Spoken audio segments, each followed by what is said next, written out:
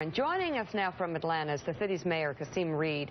Mr. Mayor, thank you for being on the show. A similar storm shut down your city for the better part of a week in 2011, and after that you wrote in part this: the snow and ice storm of 2011 was a lesson in humility for me and elected leaders across the metropolitan region. For 3 days, Mother Nature showed that even with today's advancements, she can still bring a major American city to a standstill. In Atlanta, we have the world's busiest airport and more than a dozen Fortune 500 companies. Metro Atlanta cannot afford to shut down for days in the midst of a major snowstorm. The storm taught local governments across the region the importance of collaboration and communication, and we will work together to get moving as fast as we are able. So, Mayor, I've been watching the coverage, the interviews you've been doing over the past 24 hours. Yes. I first want to know what happened this time. We're talking about 2 inches of snow that was predicted on Monday. Yeah, the fact of the matter is it started snowing on Tuesday at 12:15. On yesterday by 2 p.m., about 26 to 30 hours later, within the city limits, our roads were 80% passable, and the city was operational and functioning. And almost every photo that you showed on this program and others are of the highways around the region. And folks on your show know that the highways are not the responsibility of the city. So we got the city moving much faster. If you had footage of the actual city of Atlanta, you would see that people are moving around in a convenient fashion right now, and that our roads are passable. Yeah, so the 2011 event was 4 days. We certainly learned lessons from that, and we got the city functioning within 24 to 30 hours. The photos you're showing right now are not of the city of Atlanta. Okay, they're of the highways, and you Mayor, all should point that out. Good, I will point that out. I will point out that the highways were a complete mess. As far as we know, a woman had to give birth on one of the highways. Lord knows whatever else. We obviously learned from the George Washington Bridge scandal that we've covered so closely here that when a highway is impeded in any way, emergency vehicles can't get where they're going to go. And aren't the people who work in your city the people who are on that highway who should have never even come in, number one? Well, what is your responsibility in this? And by the way, sir, the highway issue, who's to blame for that? Name some names. We'll call them. I think that it's a fair criticism. What I said is that we made a mistake, and I said it immediately, that we made a mistake by not staggering the release of our citizens to go home. So I said on yesterday that we should have had a protocol where our elementary schools are released and parents with elementary school children, and then our private sector businesses followed by government. So I think there's shared responsibility for that, and I certainly take my part of the blame for it.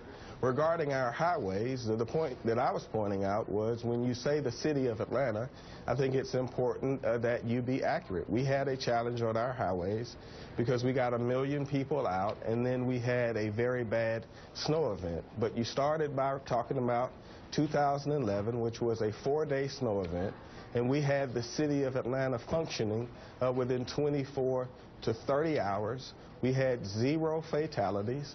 We had about 14 significant traffic incidents, and that wasn't represented in the coverage. So I will certainly take my part of the blame for that. But the images that you're showing are of the highways, and I care about those folks, and we work very hard to try to get so many of those out. But there is no one stranded in the city of Atlanta. But, sir, you don't have any conversations with the Department of Transportation, the commissioner? Absolutely. We certainly did. Where was your leadership was saying I-85 goes right through directly the heart of Atlanta, or 100 or I-20, all through the heart of Atlanta? You know what, with the Department of Transportation, and you're talking with the commissioner, and you're saying, well, sir, I can't get my citizens safely home off of these roads. What are you doing? And if in 2011 you had this major write-up about the lessons learned in humility, that's just a little over 2 years ago. Where was the protocol learned from 2011 that would be enacted for this? Yeah, who left you hanging? The protocol was that by 9 a.m. we had our de-icing machines on the street. We coordinated coordinated with the governor's office, we coordinated with the National Guard, and we got all of this apparatus up and functioning in a 6 to 12 hour period rather than the amount of time it took before. So, Mayor, let's look forward. So you know, we're not engaging in a blame game here, but I do think that when you show the kind of images that have been shown of the city of Atlanta, that it ought to be accurate. All right, Mayor, let's look forward. Every single family in the city of Atlanta. Mayor, let's look forward.